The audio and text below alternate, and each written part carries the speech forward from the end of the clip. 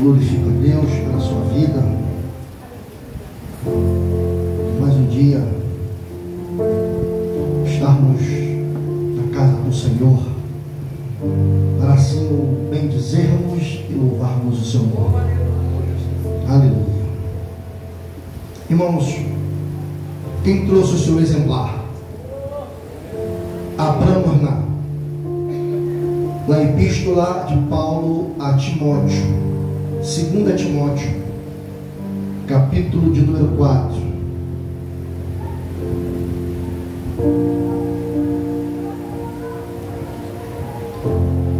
Segunda Timóteo, capítulo de número 4.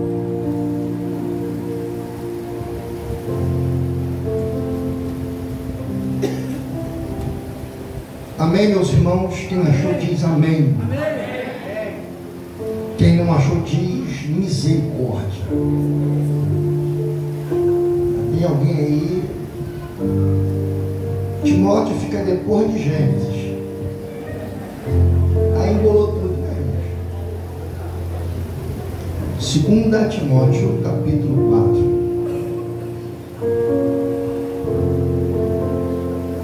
Versículo de número 6. Os irmãos me acompanham. Porque eu já estou sendo oferecido por aspersão de sacrifício, e o tempo da minha partida está próximo. Combati um bom combate, acabei a carreira e guardei a fé. Desde agora a coroa da justiça me está guardada, a qual o Senhor, justo juiz, me dará naquele dia, e não somente a mim, mas também a todos os que amarem a sua vinda. Procura vir ter comigo depressa, porque Demas me desamparou, amando o presente século, e foi para Tessalônica, Crescente para Galácia, Tito para Dalmácia, só Lucas está comigo. Toma Marcos e traze-o contigo, porque me é muito útil para o ministério. Também enviei Tíquico a Éfeso. Quando vieres, traze a capa que deixei em Troade, em casa de Carpo, e os livros e os pergaminhos. Alexandre o ladroeiro causou-me muitos males, e o Senhor lhe pague segundo as suas obras. Tu guarda-te também dele, porque resistiu muito às nossas palavras. Ninguém me assistiu na minha primeira defesa. Antes, todos me desampararam. Que isto não lhe seja imputado. Mas o Senhor assistiu-me e me fortaleceu-me, para que por mim fosse cumprido a pregação de todos os gentios que a ouvissem. Fiquei livre da boca do leão, e o Senhor me livrará de toda má obra, e guardar-me-á para o seu reino celestial. A quem seja glória para todos sempre. Amém. Saúda a Prisca e a Áquila e a casa de Onesíforo. Erasto ficou em Corinto. Deixei Trófimo doente em Mileto. Procura vir antes do inverno. Ebulo, Prudente, Lino e Cláudia, todos os irmãos te saúdam. O Senhor Jesus Cristo seja com teu espírito. Graças seja convosco. Amém. Senhor nosso Deus e nosso Pai, Pai das luzes, nós te exaltamos, te glorificamos por mais um dia, Senhor, que nós estamos na tua casa. Muito obrigado, porque a tua palavra é santa e eficaz, e mais penetrante do que a espada de 2 gumes. Divide alma e espírito, juntas e medulas, e apta para discernir intenções do coração. Senhor, fica conosco, que possamos narrar aquilo que o Senhor colocou em nosso coração, que eu seja o garçom para servir a tua noiva. É o que nós te oramos, em nome de Jesus. Amém Amém e amém. Tome o seu assento.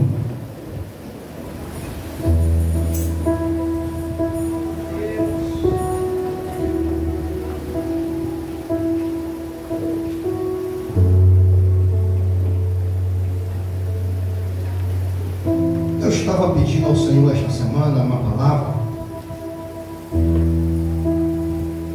e folheando a Bíblia,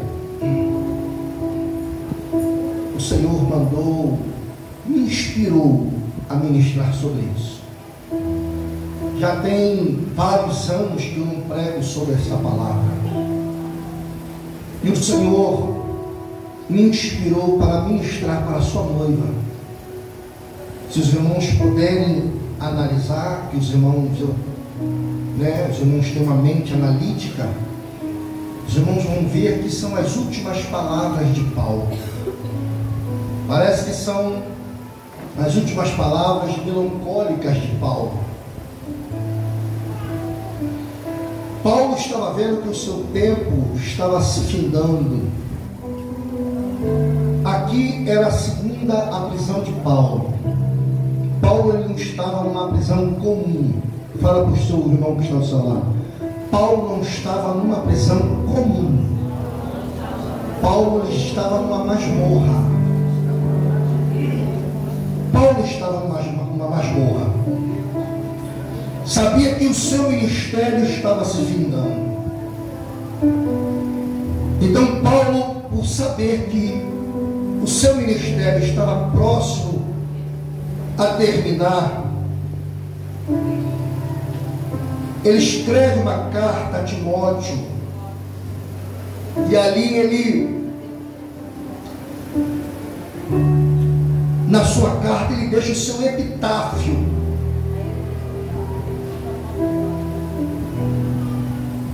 E o epitáfio que o Paulo deixa na lápide são as suas últimas palavras antes de morrer. Pastor, o que é uma lápide? Simples. Uma lápide é quando uma pessoa é sepultada e coloca um dizer lá de pedra. Paulo, antes de morrer, ele deixa um epitáfio na lápide. E o tempo da sua partida estava próximo. Se você ler 1 Timóteo, 2 Timóteo e Tito, você vai ver que são epístolas pastorais. Paulo está falando para ministros. Paulo instrui ministros. Paulo é um exemplo de um homem de conhecimento e de conduta. E por onde ele passava, ele era usado pelo Espírito de Deus para abrir igrejas e deixar pessoas naquele local para dar continuidade à obra que o Senhor tinha realizado na vida dele. Que eu entendo é que nem todo mundo foi chamado para ser pastor local. Nem todos foram chamados para serem missionários transculturais ou missionários que viajam no mundo afora. Existem missionários que hoje estão do Brasil, estão na África, enquanto que o Brasil precisa ser evangelizado. Mas mesmo que o Senhor leve um missionário do Brasil para a África, ele levanta missionários no Brasil para que sejam missionários locais, em seus bairros, em suas igrejas, em seus estados. Ele levanta para fora, para estados, para municípios. Então eu vejo a vida de Paulo, uma vida não de um pastor local, mas de um homem que foi um missionário por excelência, apesar que Jesus é o maior missionário por excelência. Só que ele procurou e ouviu a voz do Espírito para fazer tudo aquilo certo. E quando eu olho a vida vida de Paulo, eu vejo que ele foi instruído na lei mosaica. Ele conhecia as leis. Ele conhecia as 613 leis. Ele era versado, ele foi ensinado por o mestre Gamaliel. Paulo não era qualquer um. Paulo era um homem que todos olhavam, viu Paulo ali. Paulo era, antes de se converter ao cristianismo, ele perseguia os cristãos e fazia atrocidades com eles. Mas um dia, aquele que perseguia os cristãos passou a ser perseguido. Quando ele estava a caminho de Damasco, uma luz raiou na frente dele. Aleluia! E ele cai em terra. Uma voz fala daquela luz brilhando: Saulo, Saulo, por que me persegues? E ele diz: quem és tu, Senhor? E o Senhor falou: eu sou Jesus, a quem tu persegues. Vai até a rua chamada direita lá, que eu vou enviar alguém lá. Você conhece a história? Depois Deus fala com Ananias e manda ir lá até a rua chamada direita. Paulo, após a conversão dele, interessante, e quando Paulo se converte ao cristianismo, estava na casa de Judas, na rua chamada direita, ele estava orando e jejuando. Paulo estava orando e jejuando. Quando Paulo ele sai dali, a sua visão retorna após a oração de Ananias. Tem muitos que dizem assim: Paulo saiu dali e foi pregar. Não, Paulo primeiro ele foi tratado, como eu e você, nós precisamos ser tratados.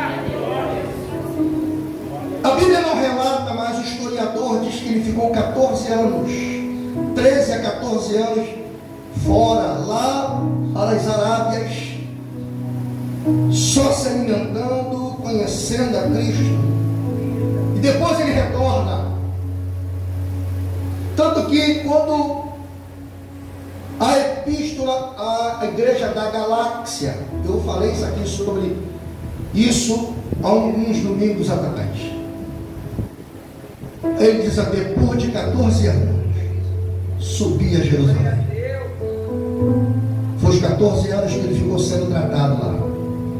Após a conversão dele, porque isso é natural do homem, a gente traz alguma coisa do mundo para dentro da igreja. Igreja, nós, não com a parede. E precisamos ser tratados pelo Senhor. E a única forma de ser tratado não é com o microfone na mão. Meu Deus, aleluia. O microfone, você é ovacionado. O microfone sopra o seu nome. O microfone você fica conhecido. Com o microfone você ganha fama. Mas aqueles que não são tratados e não estão preparados para tocar no microfone, se perde no mundo afora. Por isso que nós precisamos ter os pés fitos na rocha, para não sermos levados por ventos de doutrina. Para qualquer vento não venha nos derrubar. Ou se nós formos corrigidos e o microfone sair da nossa mão, a gente não ficar oprimido. Hoje em dia é um ditado que eu li outro dia pesquisando na internet e apareceu para mim. Eu estou querendo ser bem tranquilo para passar para os irmãos. Não estou com vontade de gritar. Então, eu vi na internet assim: antigamente, quando um pastor corrigia uma ovelha, ela aceitava a correção e permanecia, e era transformada. Hoje, quando o pastor corrige uma ovelha ou tira o microfone da mão dela, ela vai embora da igreja. Olha a situação que estamos vivendo no século 21. A situação, o evangelho está banalizado, irmãos. Está difícil de você crer, não na palavra, mas naquele que é o orador. Então o século 21 tem mexido com a mente de várias pessoas. Paulo aqui, quando ele fala sobre isso, ele estava no fim do seu ministério, ele sabia que iria morrer. Ele sabia que iria morrer. Paulo, nesse momento, antes dele ser preso, Paulo ele tinha um ajudador. Quem era? Capítulo 14 de Atos dos Apóstolos. Paulo, quando chega em Listra, ele encontra um jovem ali chamado Timóteo, filho de pai grego, filho de Eunice, neto de Lloyd, mulheres judias, conheciam a Deus, se converteu por uma pregação de Paulo, foi crescendo, sendo instruído na palavra, até que, quando isso acontece, foi lá para os anos 43, por aí. Paulo se ausenta e depois retorna a Listra, pelo ano 47. Quando ele chega novamente em Listra, Timóteo já está bem crescido, entendido, e ele chama Timóteo para uma viagem missionária, porque ele via um potencial naquele jovem. Timóteo, nessa época, ele tinha aproximadamente, não é uma data certa, irmãos, Timóteo tinha aproximadamente entre 18 a 20 anos de idade. Só que por onde Paulo iria passar, havia judeus, e Paulo pregava contra a circuncisão. Mas para levar Timóteo, para Timóteo ter credibilidade para com os judeus, Timóteo teve que ser circuncidado. Paulo olhou e falou: Timóteo, assim não dá para ir. Timóteo precisa passar pela circuncisão. Timóteo passa pela circuncisão. Segue Paulo. Timóteo, se você ler em 1 Timóteo capítulo 1, versículo de número 3, Timóteo era um pastor jovem da igreja de Éfeso. Paulo diz, ou melhor, ou fala para Timóteo: olha, para isso eu te deixei em Éfeso, para que coloque a casa em ordem. Porque Paulo confiava em Timóteo. Está preparado para apanhar?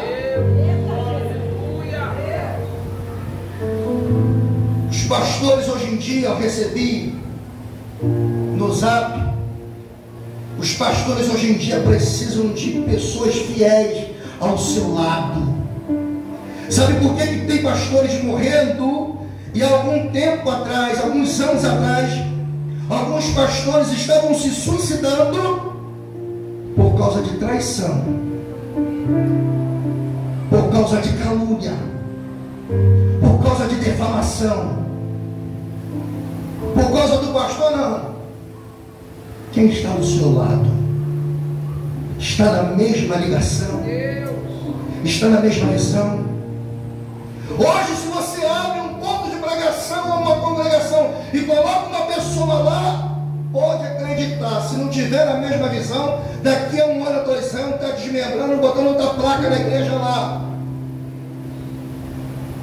Hoje em dia você vê muita ingratidão para com os líderes de um modo geral. Eu tive numa reunião de pastores após o Natal, uma quarta-feira após o Natal, e nós nos reunimos com os pastores de várias igrejas, pastores presidentes e pastores auxiliares, e nós conversávamos ali, e a palavra sempre era a mesma. O que? Sofrimento. Pastores estão doentes, tanta ingratidão. E Paulo aqui não passa por ingratidão, pelo menos com Timóteo, porque ele confiava naquele jovem, ele doutrinou aquele jovem. A mãe Eunice e sua avó Lóide, que conhecia a palavra, ensinavam a palavra a ele: precisa ser obediente, precisa ser fiel. Se bater numa face, vira outra.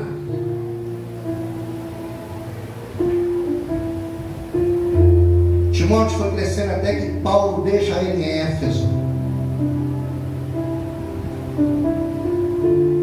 Aí Paulo na carta diz assim: não despreze o dom que há em ti, que foi dado por imposição de mãos. Está falando para Timóteo. Timóteo estava passando dificuldades na igreja de Éfeso, onde ele pastoreava, porque era um jovem pastor. E por ser um jovem pastor, quando ele chega na igreja, uma igreja que já existe os donos da igreja. O que ele chegou agora? Já quer mudar isso, já quer mudar aquilo. Chegou agora, já quer sentar na janela. Alguns membros da igreja não aceitavam a correção de um jovem. Os anciãos, os mais maduros, não davam ouvido ao que Timóteo dizia. E Paulo endereça uma carta para ele, levantando a autoestima daquele homem, daquele jovem pastor. Irmãos, uma palavra, ela mata mais do que um tapa. Uma palavra mata mais e ela fere mais do que um tapa ou um soco que você leva. Mas Paulo era um homem experimentado na obra. Paulo era um homem experimentado. Por ser um homem experimentado na obra, o seu martírio estava próximo. Não só Paulo, mas outros. Se você ler a Bíblia e conhece, você vai ver que outros morreram pela obra do Senhor. O único discípulo ou apóstolo que não foi morto por ninguém, morreu por morte natural, foi o apóstolo João. Até tentaram matar ele. Domiciano até tentou matar João. Toma um copo de veneno aí, João.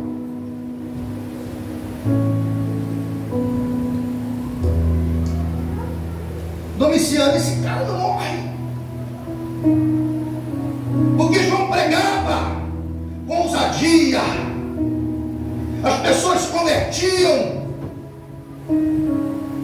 Ele dizia: não é o João Batista que eu estou falando, não. Ele existiu 2 João. É o apóstolo João que escreveu 1 João, 2 João, 3 João e Apocalipse. Esse cara não morre. Vamos fazer o seguinte: vamos esquenta o caldeirão de azeite fervendo, de óleo fervendo, joga João lá dentro e ele vai morrer. E todos olhavam. É crente, prega a palavra, eu quero ver o Deus dele agora. É assim que fazem com você. Você vem para a igreja, as pessoas caluniam. Os teus vizinhos olham para você e dizem: vai o crente, não muda nada na vida dele, não pode mudar agora, mas um dia vai mudar. O céu está vendo a sua vida, a sua família. Ele não perdeu o seu endereço. Continua fiel. João pode ter olhado para um lado, para o outro, como você, e as pessoas não davam nada para ele.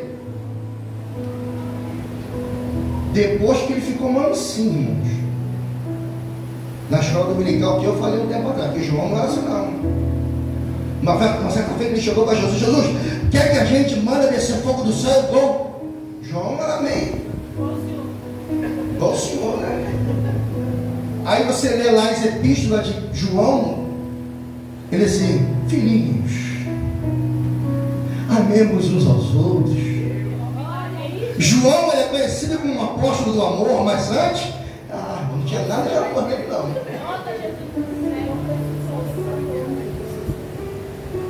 João foi. Jogaram João lá dentro do caldeirão. Da mesma forma que João desceu, o imperador falou assim: já era. E todos olharam e disseram assim: não tem mais jeito para João. Que Deus é esse? Daqui a pouco João se levanta. Aleluia. Está puxando? Passa a mão no olho assim, ó, para poder enxergar os seus cabelos longos, que era costume do povo daquela época, barba longa. Passa a mão na barba e faz assim, ó, espreme, joga ó, cabelo para trás. E eles disseram assim: esse homem aí é diferente. Ele não pode ficar aqui não. Manda ele para a ilha de Patmos. Manda ele para lá. E lá o Senhor revela dá a belíssima revelação do Apocalipse para ele. Outros também, por Ananias, Misael e Azarias, que não obedeceu o edito do rei, foram jogados dentro da fornalha. Livrar da fornalha é mole. Agora livrar na fornalha é que eu quero ver. Quando o rei olhou lá de cima, não lançamos 3, mas eu vejo 4. E o quarto homem é semelhante ao filho dos deuses. Para ele é o quarto, para nós é o primeiro.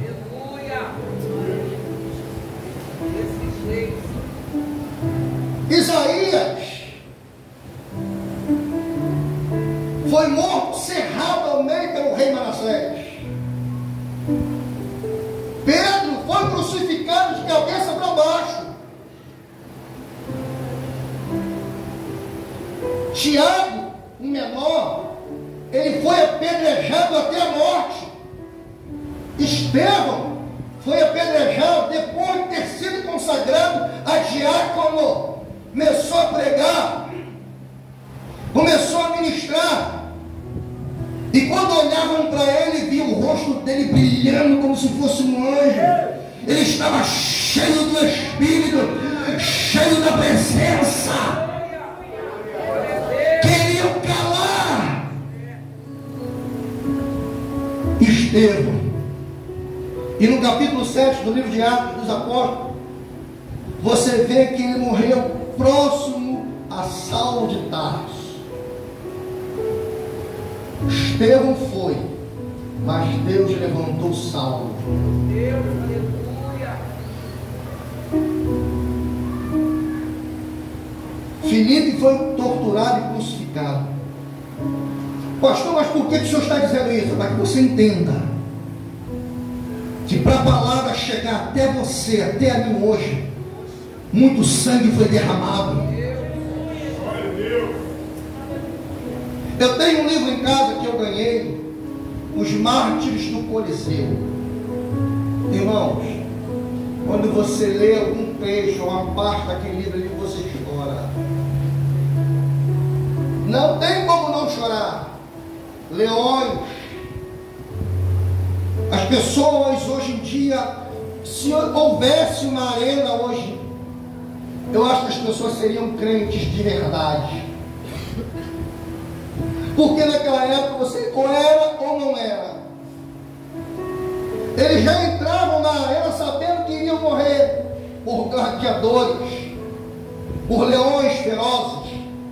E isso agradava o imperador Nero. Isso agradava a população. Todos que estavam ali queriam ver sangue. Sangue. Eles se alegravam quando viam sangue. O mundo se alegrava lá atrás quando viam sangue. Mas um sangue foi derramado naquela cruz do Calvário, para que você tenha alegria, para que você se alegre nele, para que você pregue no nome dele, para que você louve no nome dele. Paulo, quando chega no capítulo 4, no versículo 6, ele diz: porque eu já estou sendo oferecido por aspersão. A sua Bíblia ela pode estar libação de sacrifício, o tempo da minha partida está próximo. Paulo estava sendo oferecido. Paulo estava numa masmorra. Na masmorra você não vê o céu mais ser quadrado, um lugar fétido. Lá não tem luz. Olha o que Paulo passou. Um homem que escreveu a maior parte do Novo Testamento, 13 epístolas. Um homem que não tinha um conceito de oficial daquela época. E nesse momento ele estava numa masmorra. Estava sendo oferecido como sacrifício por aspersão. Estava dizendo para Timóteo: eu vou morrer. Está chegando a minha hora. Mas eu, Timóteo, quero deixar um exemplo para você. Combati um bom combate, encerrei a carreira e guardei a fé.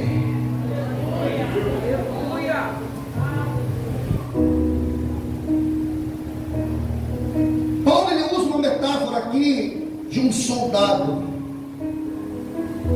numa guerra. E a nossa vida cristã aqui na terra, ela é uma vida constantemente em guerra. Todos os dias nós estamos em guerra. Estamos num culto de louvor e adoração domingo, estamos em guerra. Talvez você esteja aqui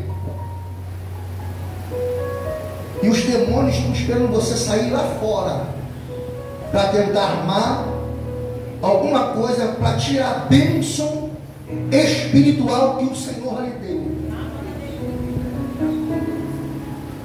Talvez um olhar, um tropeção que você dá e arranca o tampão do dedo, aí expressa uma palavra torpe e desagrada o Espírito Santo. Porque a Bíblia diz que o Espírito Santo, quando nós entristecemos ele chora com gemidos inexprimíveis. Ele chora, ele tem ciúme. O Senhor tem ciúme de você, igreja. E Paulo diz: olha, Timóteo, eu combati um bom combate. Eu briguei para estar de pé, para fazer a obra. Sofri naufrágio. Fui espancado, estava meio morto. Passei noite noite que não dormia. Mas eu combati um bom combate. Eu deixo falar, Timóteo, olha para a minha vida, eu sou exemplo para você. Por isso que Paulo, num trecho da palavra, diz assim: ó, sede meus imitadores, porque eu sou de Cristo.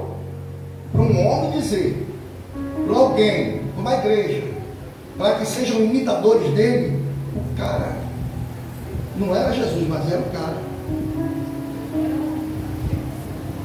Como Daniel, tentaram encontrar defeito em Daniel e não acharam.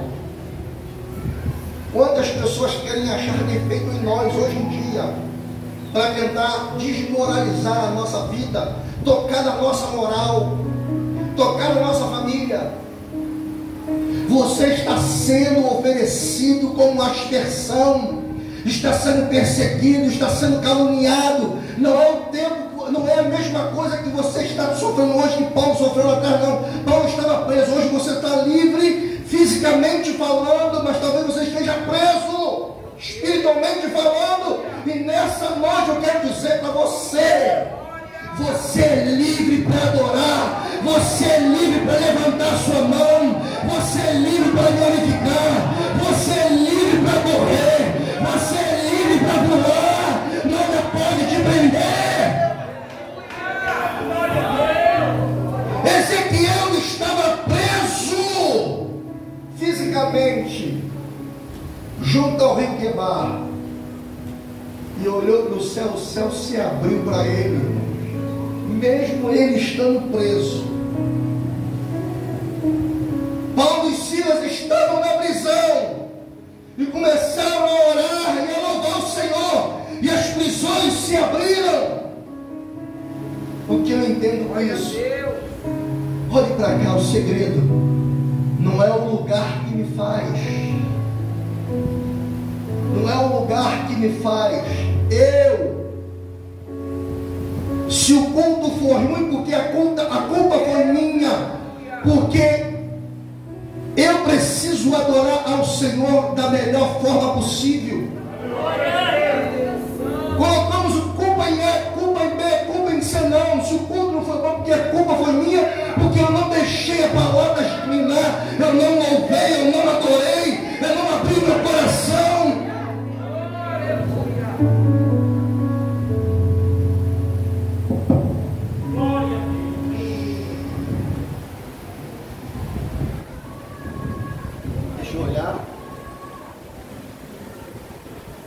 Eu falei para minha família: você já olhou lá fora? Se for marcar para os crentes fazer isso, é uma dificuldade terrível.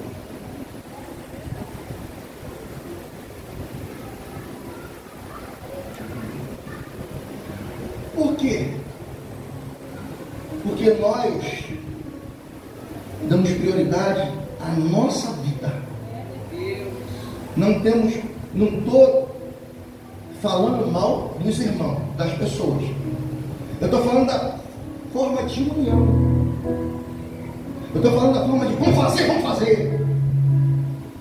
Eu estou querendo dizer para vocês, quando eles resolverem, está marcado tal dia. Hoje não tem, mas tem amanhã. Não faz isso para crente. Eu não posso. Eu tenho compromisso. Às vezes eu fico pensando em casa, era melhor que ficasse no mundo mesmo. Porque a pessoa, quando estava lá atrás, sem conhecer Cristo, ficava a noite toda na bagunça. Dia seguinte ia trabalhar, meio doidão, chegava lá, cheio de cachaça, e trabalhava. Hoje em dia, tudo está cansado. Não pode fazer. Não pode. O culto passa 15 minutos, já fica olhando para o relógio. Irmãos, eu pregando aqui. Eu já vi pessoas sentadas aí fazer assim, ó, olhando para o relógio ali, querendo que o culto acabe logo. Está com pressa, vai embora, irmão. Se você não quer ficar, aqui é o local onde você vai abrir seu coração. Paulo estava tendo prazer. Capítulo 12 de 2 Coríntios, tenho prazer nas injúrias, tenho prazer nas perseguições, tenho prazer. Paulo falou, esse cara é maluco. Eu falando, esse cara é doido, ele tem prazer de ser perseguido, de ser caluniado. Um espinho na carne que o Senhor tinha deixado nele. Eu falei, esse cara é doido. Paulo era um homem experimentado. E Paulo estava dizendo para Timóteo, olha para mim, eu combati um bom combate, acabei a carreira e guardei a fé. Ou seja, eu cumpri tudo com excelência na obra do Senhor e guardei a fé, continuo guardando a fé com fidelidade ao Senhor. Por isso que eu falo, irmãos, o que vier às suas mãos para fazer, o próprio sábio Salomão, ele falou, tudo que vier em tuas mãos para fazer, faze-o conforme as tuas forças, ou seja, dá o teu sangue. A recompensa não vem de mim, não vou dar tapinha nas suas costas, eu não vou fazer isso, e você não será ovacionado, não, é o Senhor. Talvez você precise fazer algo para que Deus possa abrir as portas, para que algo do céu possa acontecer na sua vida. Enquanto eu ficar, não vou fazer por problemas pessoais, nunca vai sair, nunca a vida vai melhorar. Paulo falando para Timóteo, e dá nome. Paulo estava com algumas pessoas, só que algumas pessoas deixaram Paulo. Demas amou o presente século. Perdão. Dá uma rajada de glória aí.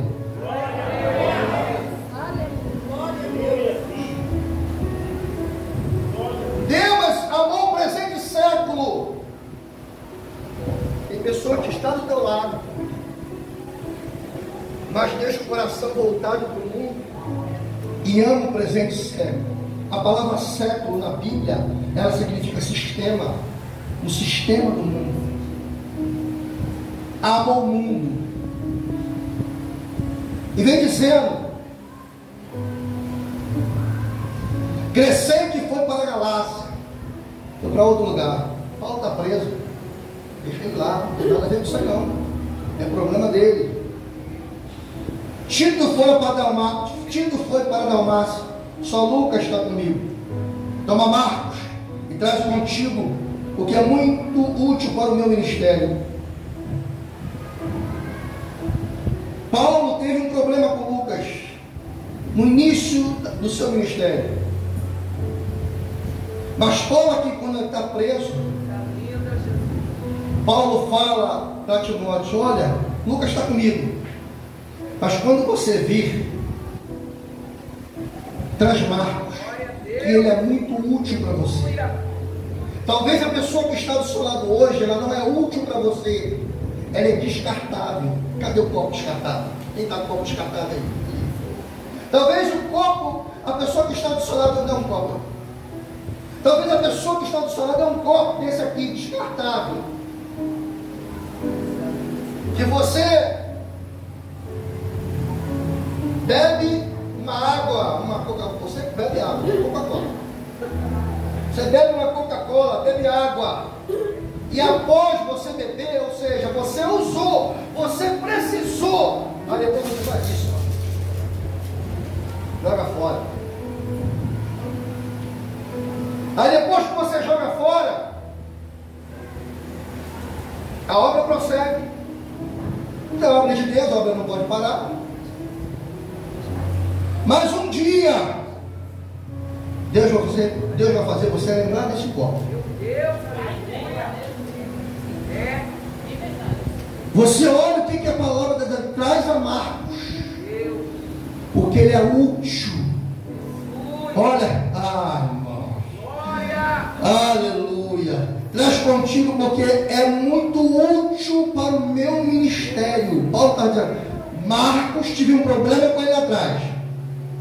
Eu não quis levar ele na outra viagem missionária, por algum problema pessoal, mas ele me é útil no meu ministério.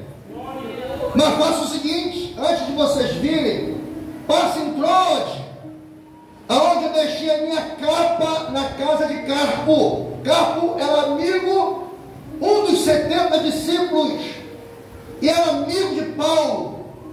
Da capa de Paulo ficou lá em Troade, naquele episódio em que teve com Eutico, que Eutico caiu da janela, estava titubeando entre o que estava do lado de fora e o que estava dentro. Não titubeie, ou você está em Cristo, ou você está no mundo. Não fique em cima do muro, não. Jesus está voltando para buscar a sua noiva. Jesus está buscando. É hora de você ter os pés firmados na rocha e dizer quem você é perante Ele.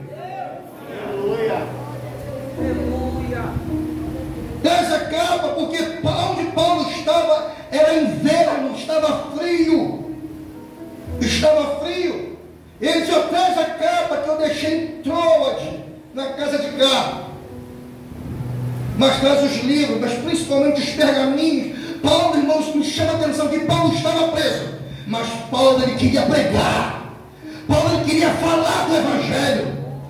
Paulo, ele dizia: eu não posso ficar preso aqui e não, mas eu não ia sem deixar de mandar dele essa carta.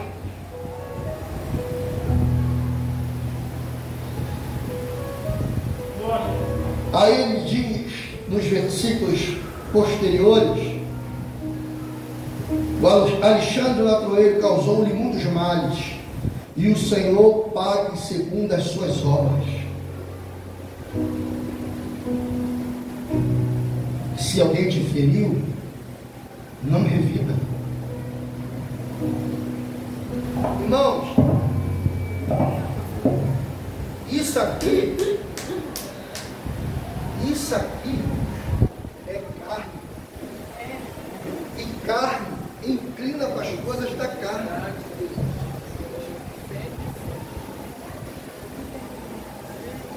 Você procura entender Isaías 53. Jesus, ele levando sobre si os nossos pecados, as nossas iniquidades. E ele não abriu a sua boca. Ele não abriu a sua boca.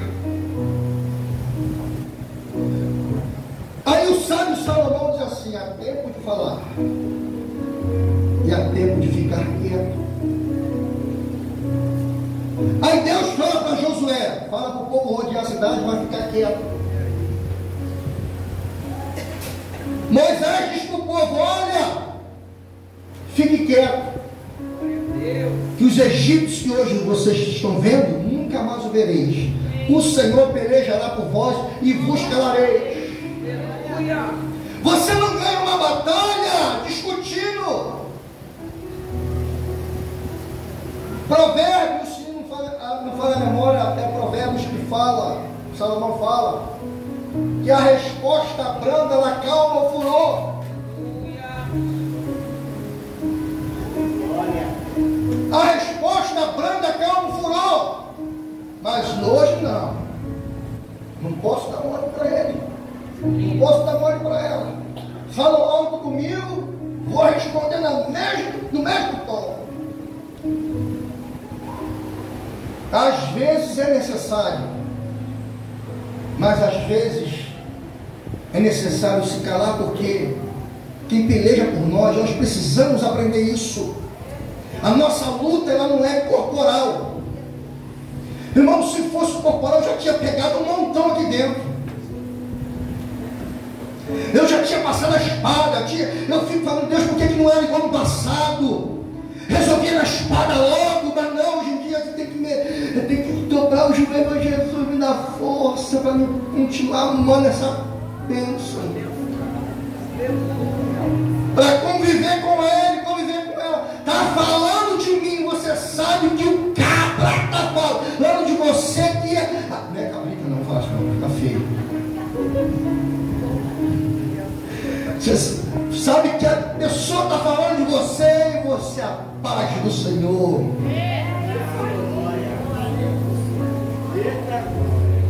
Aí o apóstolo do amor vai dizer assim: se você não ama o teu irmão que vê, você vai entrar no céu. Se você não ama o pastor Jeová da forma que ele é, você não entra no céu. Irmãos, todos nós temos defeitos. Todos nós temos defeitos. De repente eu não vejo os meus defeitos, mas você vê. E às vezes eu tenho mais defeito do que você. Mas para você entrar lá, você precisa me amar de coração. Você precisa se liberar para o amor entrar dentro de você. Ou melhor, entrar dentro de nós. Procura saber a história de João. Depois ele foi, as pessoas, e ele só pregava um sermão, a história conta. Eu tenho um livro em casa, o título dele, E Viu os Céus Abertos, que diz que João, ele só tinha, depois de velho, depois de idoso, ele só tinha uma palavra, só tinha uma mensagem, subia no púlpito e as pessoas, agora vai outra palavra, irmãos, amemos uns aos outros, como Cristo amou a sua igreja. Amém? As pessoas olhavam para ele, mas irmão, você não cuida do sermão, não, mesmo. O sermão é esse: amemos uns aos outros. Lá atrás, no ano 95, estamos no século 21, e lá atrás João dizia: irmãos, amemos uns aos outros. E hoje o que falta na igreja? Evangelho segundo escreveu Mateus, Jesus dizendo: por se multiplicar a iniquidade, o amor de muitos ia se esfriar.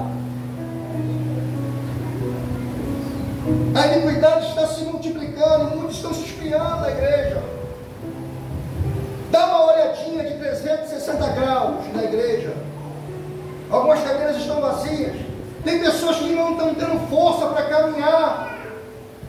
Tem pessoas que não estão suportando as guerras diárias para conseguir sair do seu lar para estar na casa de Deus. Aí precisamos voltar lá atrás e aprender com a igreja primitiva que tudo entre eles era em comum. Partia o pão todos os dias, com singeleza de coração. Capítulo 2, versículo 42 do livro de Atos dos Apóstolos. Com singeleza de coração. E fazendo isso, o Senhor salvava almas. Porque diz a Bíblia que depois desses versículos, aí vem o versículo dizendo: e assim o Senhor acrescentava o número daqueles que haviam de serem salvos, porque havia entre eles amor, tudo era em comum entre eles. O que pegar para você, pega para mim também. Está faltando um arroz, eu divido o meu com você. Mas hoje em dia pensamos em nós. O Evangelho, ele é o mesmo, ele não mudou, continua sendo o mesmo, a mesma palavra, continua, é o livro mais vendido em toda a terra. Aí Paulo continua: ninguém entrou em minha defesa,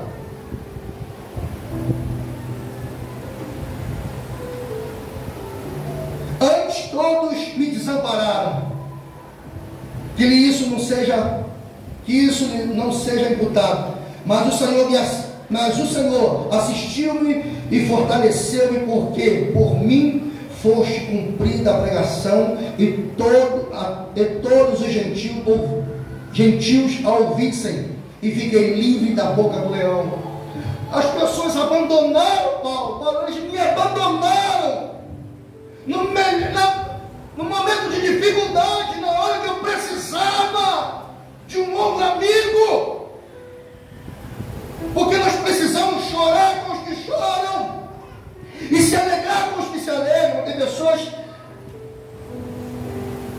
desamparadas.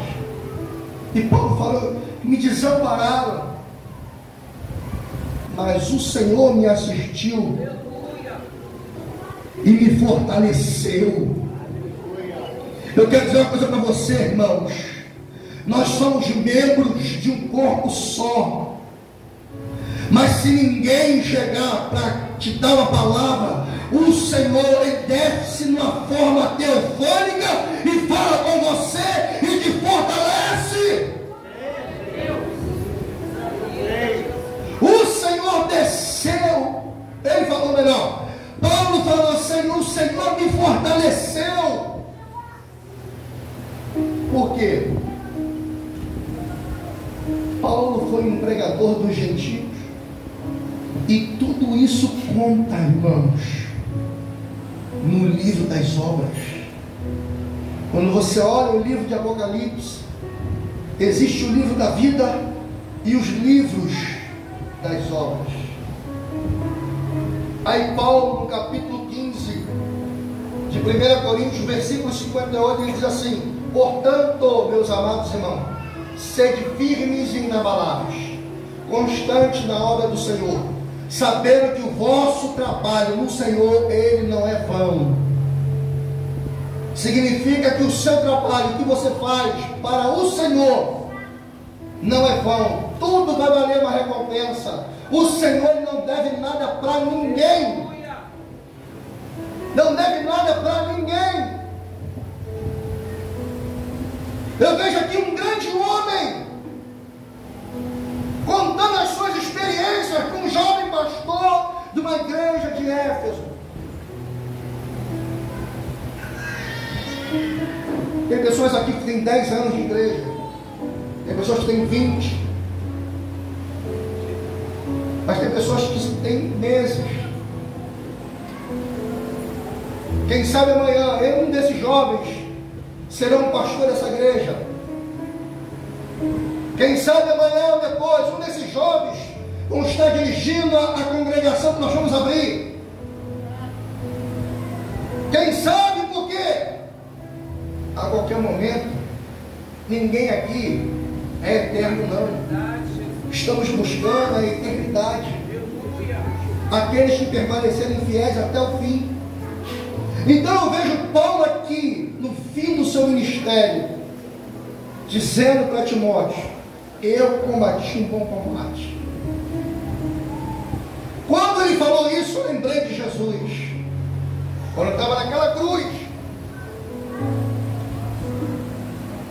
e ele olha, tudo estava consumado na vida dele, desde Gênesis 3,15, quando foi dito que de uma mulher nasceria que esmagará a cabeça da serpente. E quando ele, naquela cruz, ele entrega o seu espírito, ele diz: Pai, está consumado. Testai, Pai, tudo pago, sem faltar nada.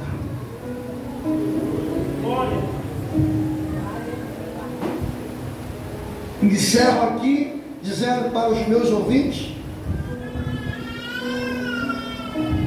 tem gente que quer terminar antes de chegar na linha de chegada. Tem gente que quer parar antes.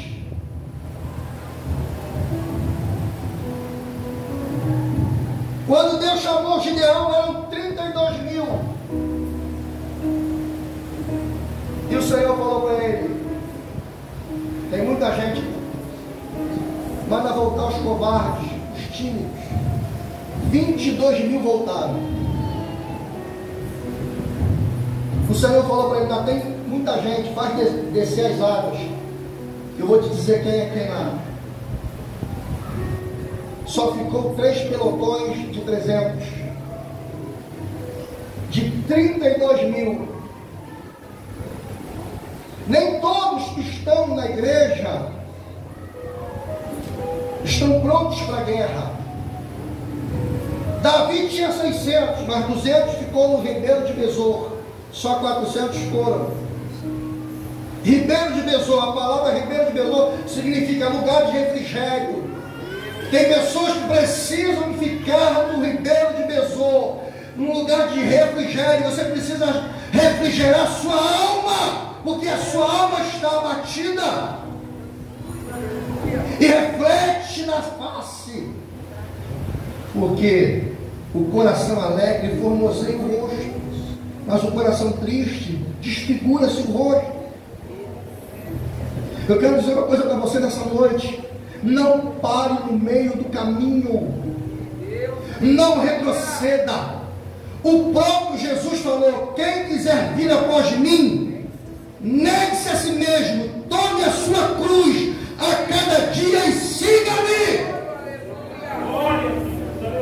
A Bíblia, na linguagem de hoje, esse versículo está assim: aquele que quer vir, aquele que quer vir após mim e retrocede, o Senhor não tem prazer nele. E nessa noite você fique com essa palavra no coração. Não foi uma palavra para fazer você delirar, foi uma palavra de reflexão, uma palavra para que você viesse entendê-la e compreender que você não pode parar no meio do caminho, não pode parar. Foi-lhe dada uma missão, e essa missão, esse talento o Senhor vai cobrar lá em cima. No Evangelho de Mateus capítulo 25 existe a parábola dos talentos. A um ele deu 5, e os que deu 5 granjeou com mais 5, a outra ele deu 2, e granjeou com mais 2, a outra ele deu 1, o que deu 1 enterrou o talento. Quando o seu Senhor voltou e perguntou: cadê ele? Eu enterrei o talento. Eu falei: então, ele falou: então até o que tem de você será tirado. Servo mau e negligente.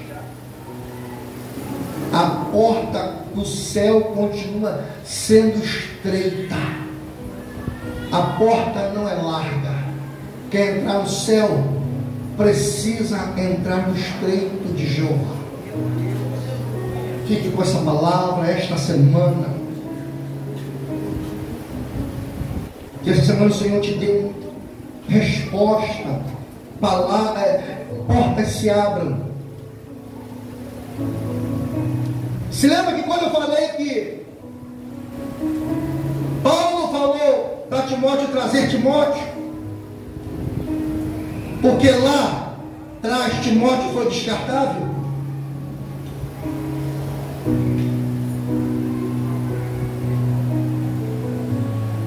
Eu não sei se Timóteo conseguiu chegar até lá.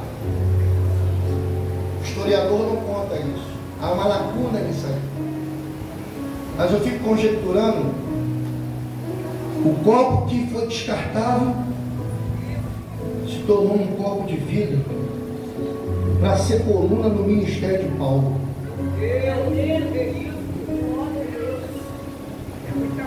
O que eu entendo é que as pessoas que descartaram você, as pessoas que nunca deram nada para você, as pessoas que disseram que você nunca ia chegar em um ministério, nunca teria um ministério, você foi descartado. Um dia você vai ajudar ela de novo, e você vai ser esse copo aqui, ó. Você não será mais um copo descartável que ele pode amassar, mas você será um copo abalizado na palavra para ajudar o ministério dele. Fique de pé comigo, aleluia.